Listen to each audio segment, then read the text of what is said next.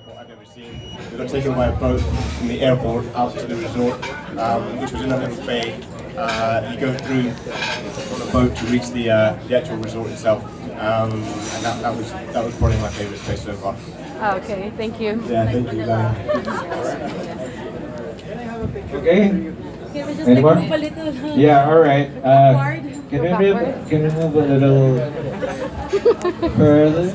Overwhelmed. Yeah. So anyway, yeah, standard. Yes.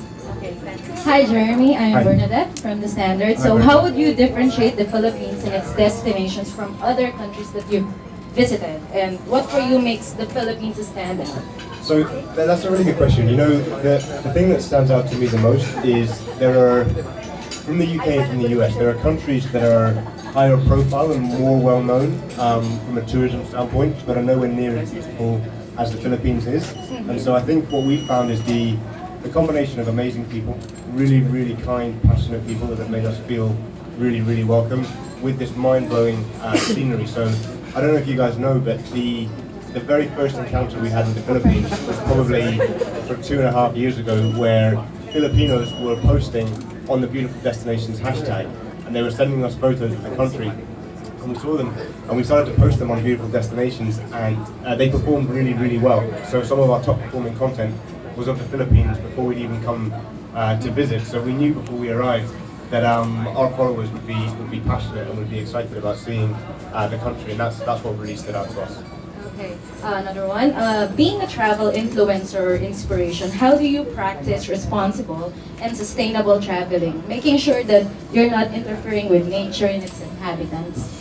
Yeah, so it's a great question. I think the most important thing for us is about telling stories. That's what our whole business is about. Can we tell stories that shed a positive light on the people and the culture and the nature of a country? So we always try to be respectful to the people that we meet. We're very appreciative, you know, of all the people that do follow us and all the people that are kind to us. And so really that's sort of what we try and practice. We've been all over the world and been in, you know, really built up metropolises, really busy cities, all the way through to kind of being like here out in the middle of the ocean, and we do try to be as responsible as we can when we travel. By how?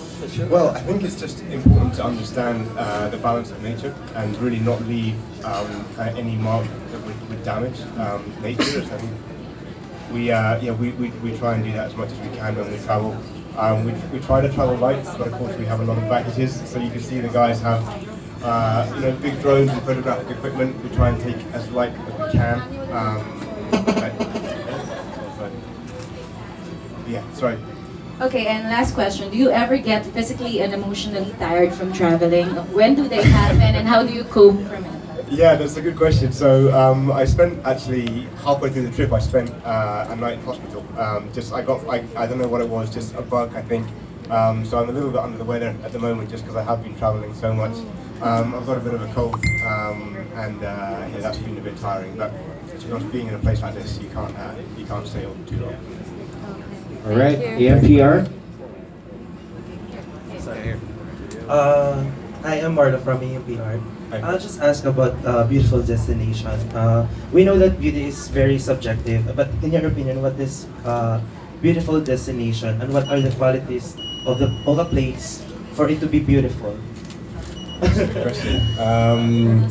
Well, I think the mission for Beautiful Destinations is to showcase all of the most beautiful places in the world, but through the lens of real people. And so to show images that people can relate to, that feel authentic, that feel genuine, and that actually inspire people. So for us, it doesn't matter if it's a shot of London or New York, or if it's El Nido or somewhere in Thailand that is much more focused on nature. It's really about being an authentic and genuine image. And so if you look at the account, you'll notice that a lot of the photos are actually posted by normal people. We're getting photos on their iPhone or on some kind of smartphone, and that for us is really important. I think that's what determines you know, an engaging image. Okay, thank you. In relation to that, can you name top 5 destinations you have been so far that you have the most vivid memories? Yes, so obviously the Philippines. Tokyo is a personal favorite of mine. I spent a lot of time there. I love Tokyo. So that's 2. New York has been a second home for me. I've spent the last 10 years in London, but came to New York and actually started living there full time last year, so that always has a special significance for me. Where else? Oh, Santorini in Greece. I don't know if any of you guys have been there, but it's a very beautiful place, and I was very happy to go there last summer. And then probably Cape Town in South Africa. Those would be 5 of my favorite places. Thank you. One more question though. You're known to be athletic and sporty guy minded. Why go travel? Why? What's that? Why you go into travel? Okay, well, I'm very passionate about traveling. So my father was a professional photographer. So Your father influenced you that. I think to an extent. I mean, my mum and dad met in London. Then they went traveling and they settled in Venezuela. So I was actually born in Caracas. So I feel like I have a Colombian mother, born in Venezuela, and then grew up in Scotland. So I feel like traveling has always been in my blood. And I think now with social media, I mean, you look at your phone and you see, in a matter of seconds, all of these beautiful places around the world. It's very easy to kind of relate. So I think that's why I've gotten into traveling and hope, inspire other people to do the same. Thank you so much. Yeah, my pleasure. Thank you. All right. Any more questions? Yes, go. Hi Jeremy, I'm JM. I have a question for you, and that's for the ladies here. Okay. Are you in a relationship right now? No, right now I am single. What are you looking for in a woman? This is like a Miss Universe question here in the Philippines. Okay. I've never been asked that question. Well, I'm very open-minded, to be honest. I think I don't really have a particular type. I'm very open to meeting new people. So any recommendations? Oh, we have a lot of recommendations here. Any single women in the house? I'm single now. Oh, you're single now. Okay. But this is my serious question is, what's your vision for beautiful destinations in 5 or 10 years time? Okay. So the most important thing for us is to inspire people. That's really what matters, right? Looking at images on beautiful destinations should inspire you to travel, but also we want to represent the people that we go and see. So being here in the Philippines has been so powerful for us because we love the country, we love the people, and we feel that we could tell a story about the Philippines that maybe hasn't been told before. So I think as we look at the growth of the business, the idea will always be, can we inspire people to travel? Can we make you smile? Can we make you happy? Can we make you think about things that will inspire you to go and see the rest of the world? And if we do that, then we're doing our jobs and we're building a good business. Thank you. My pleasure. All right. Any more questions? Yeah, go. So, what are the other places currently on your bucket list? Travel bucket list. Wow. Okay.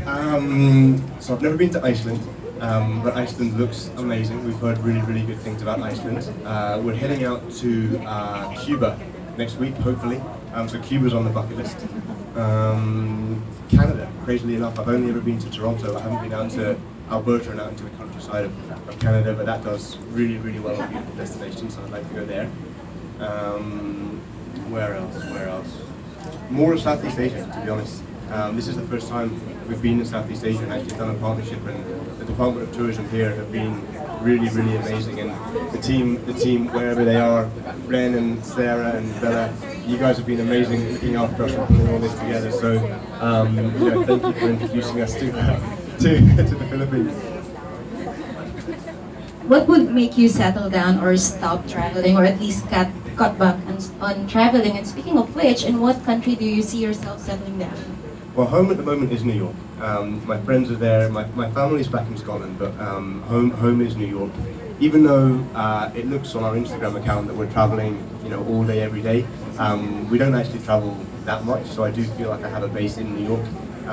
Our business has 25 employees, half in New York and half in London. So that's kind of where my base is. But I don't think I'll ever completely stop traveling. But I think for the near future, yeah, New York will be home. Thanks. All right. PR again. Adobo. Why not? Do you accept any suggestion from your fans around the world, or do you have a team in choosing where to go next? No, we'd love suggestions. Very rad suggestions. Absolutely, yeah, we'd love it. So one of the most exciting things for us is when we post a photograph, people saying in the comments, you should go here, you should visit here, we'd love to have you in our country. And actually the reason that we came to the Philippines was Ren Sapatan, one of the team at the Department of Tourism, sent me a message on Instagram and said we'd love for you to come and see the country, and that was a recommendation from him. And then more and more people saw us posting about the Philippines on Instagram and said, guys, you should come. You should come and experience what our country's like. So no, recommendations is really important to us. It's good to know. Thank you. Yeah, thank you. Any more, guys? Yes, go ahead. Just asking for the your Instagram post with Oslo. Many people is asking why you choose Oslo, not Donsol, or the Welsh Mills. Of course. Yeah, it's a great question. So I think I learned a lot. I learned a lot about that when I posted that. I got a lot of comments from people that I found really informative for me. I think, to be honest, I had no idea, and I learnt about some of the environmental impact that tourism had brought to the place. It was a real learning, and I think as we put the schedule together, we probably could have spent a bit more time really understanding what it meant. But now that I do know, I think the hope for us is to be able to raise awareness of all the places that are doing it right.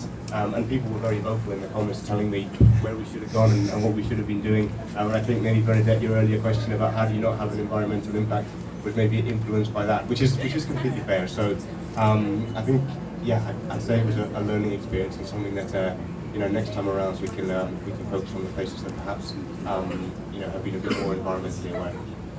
All right. So, Jeremy, do you mind if we ask your team a question? No, definitely. Right, guys. Of course.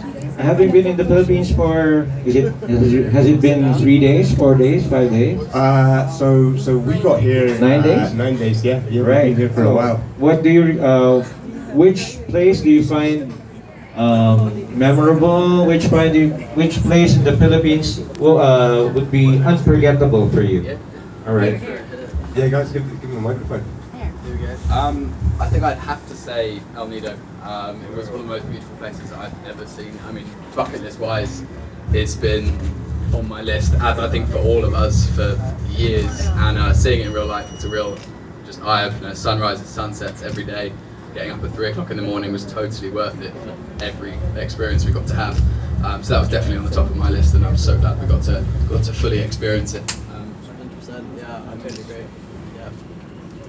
I think for me the Chocolate Hills was an unbelievable experience. So doing the droning that I do, being able to get up, see the sunset, and then 5 hours later coming up and seeing the sunrise was just incredible. So having that perspective from the viewpoint, you can see all of the different hills, but you can't really see the perspective until you get up in the air, and then you can see, I mean, I couldn't even count, but 30, 40, 50 of these hills. So being able to put that on Instagram and then seeing the response saying, wow, I need to go there, that's now my bucket list. The comments from all the people. For me, that was, apart from El Nido, was the second best place. Next time you come here, I'll host you. In Chocolate Hills. I was just there yesterday. All right. So how about, okay, all right. So guys, I have more another questions? question. Yeah, shoot. Yeah, if you were offered or if you will be offered a showbiz career here in the Philippines, are you willing to accept it? Yeah, of course. I mean, it hasn't happened yet, but yeah, I mean, anything that can help kind of raise awareness of the Philippines, anything that we can do to tell a positive message, absolutely. And someone's also asking for your number. For my phone number. Just a joke. Yeah, no worries. Thank you. Okay, more questions from the group? Yeah, sure. Is Sam the youngest in your group? Oh no, who's the youngest? James. Oh, James. Sorry, James. You're the iPhone. I am, yes. Yes. Yes, I've seen your shots. It's really good. Do you use any app in editing your pictures? Yeah, I use only apps to edit my photos. So I use Snapseed, ViscoCam, Enlight as well. Entirely mobile. I don't touch anything on Mac. I don't touch Lightroom or any of those softwares. It's entirely app-based. Yeah, and everything on my feed is entirely iPhone or mobile shot as well. So, Awesome. yeah, Thank you. no problem at all. Great. All right, guys? Yes, shoot. Hello, I'm River. Yeah, I'd like to ask because I know you're doing all the marketing. So from a marketing perspective, how can you really make yourself, not you, but the beautiful destinations, what's the unique selling proposition? How do you make yourself obsolete every day so that your competitors, or not really competitors, but everyone else who wants to imitate or copy you wouldn't, catch up. Sure. The catch up, yeah. Sure. So I think there's three things. Okay. The first is our audience. So we have this amazingly powerful, amazingly engaged community. There's over 10 million followers in 180 countries around